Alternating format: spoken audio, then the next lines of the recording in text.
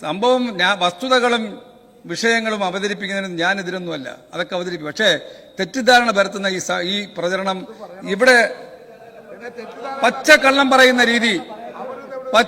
പറയുന്ന രീതിയാണ്. അതുകൊണ്ടാണ് ഞാനിത് സൂചിപ്പിച്ചത്. ഇത് നമ്മുടെ രേഖയിൽ ഉണ്ടാകണമെന്നുള്ളതുകൊണ്ട് പറഞ്ഞതാണ്. ഭക്ഷ്യ സിവിൽ സപ്ലൈസ് മന്ത്രി GR അനിലിൻ്റെ വാക്കുകളാണ് പ്രേക്ഷകർ കേട്ടത്. അദ്ദേഹം ഇന്നലെ ഗവർണറുടെ നയപ്രഖ്യാപന പ്രസംഗത്തിന്മേലുള്ള നന്ദിപ്രമേയ ചർച്ചയിൽ പ്രതിപക്ഷ നേതാവ് VD സതീശൻ സംസാരിച്ചതിന് തൊട്ട് പിന്നാലെ ആദ്യമേ സംസാരിച്ചത് അദ്ദേഹമാണ്. അദ്ദേഹം പറയുകയാണ്, ഞാൻ ഈ പറയുന്ന കാര്യങ്ങൾ നിയമസഭയുടെ രേഖയിൽ ഉണ്ടാകണമെന്നുള്ളത് കൊണ്ടാണ് ഞാൻ ഈ കാര്യങ്ങൾ പറയുന്നത് എന്ന് അദ്ദേഹം പറഞ്ഞതിന് ശേഷം പ്രതിപക്ഷ നേതാവ് പറഞ്ഞ വസ്തുതാവിരുദ്ധമായ കാര്യങ്ങൾ ഓരോന്നോരോന്നായി പറഞ്ഞ് പൊളിച്ചെടുക്കുകയാണ്. നമുക്ക് ഭക്ഷ്യമന്ത്രിയുടെ ആ വാക്കുകൾ നമുക്കൊന്ന് കേൾക്കാം. മാത്രമല്ല, ഇന്ന് ബഹുമാനായ പ്രതിപക്ഷ നേതാവ് തന്നെ അദ്ദേഹത്തിന്റെ ഓഫീസിലൂടെ കിട്ടിയ കണക്കുകൾ വെച്ചുകൊണ്ട് പറഞ്ഞതായിരിക്കാം. എന്തായാലും വസ്തുത ഈ സഭ അറിയാനും നാടറിയേണ്ടതും ഉള്ളതുകൊണ്ട് ഞാൻ സൂചിപ്പിക്കുകയാണ്. ഇത് ഭരണ പ്രതിപക്ഷ വിഷയങ്ങളുടെ തർക്കത്തിന്റെ കാര്യമല്ല. കേരളത്തിലെ പൊതുവിതരണ സംവിധാനം ഇന്ത്യക്ക് മാതൃകയാണ്. ഇവിടെ ചില സമരങ്ങളും സമരത്തിന് നോട്ടീസും ഒക്കെ ഉണ്ടാകാറുണ്ട്. അതെല്ലാം ചർച്ച ചെയ്ത് പരിഹരിക്കാറുമുണ്ട്. എന്താ വസ്തുത? സാർ, കഴിഞ്ഞ 1-ാം തീയതി മുതൽ ട്രാൻസ്പോർട്ട് കോൺട്രാക്ടർമാരുടെ പണിമുടക്കുണ്ടായിട്ടും ഇന്ന് കേരളത്തിൽ 1,23,086 കുടുംബങ്ങൾ ഇന്ന് റേഷൻ ഷോപ്പിൽ നിന്ന് സാധനങ്ങൾ വാങ്ങിപ്പോയിട്ടുണ്ട്. സാർ, ഇന്നലെ 2,86,775 ഇന്നലത്തെ. 21-ാം തീയതി മെനഞ്ഞാന്ന് 2,96,650. സാർ, 20-ാം തീയതി 2,40,213.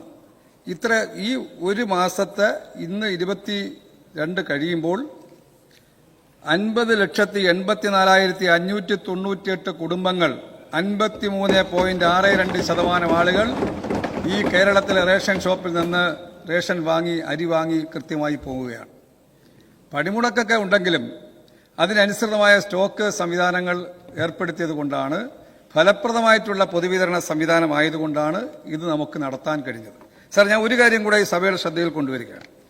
കഴിഞ്ഞ ഡിസംബർ മാസം 78,22,607 കുടുംബങ്ങൾ, 82.5%.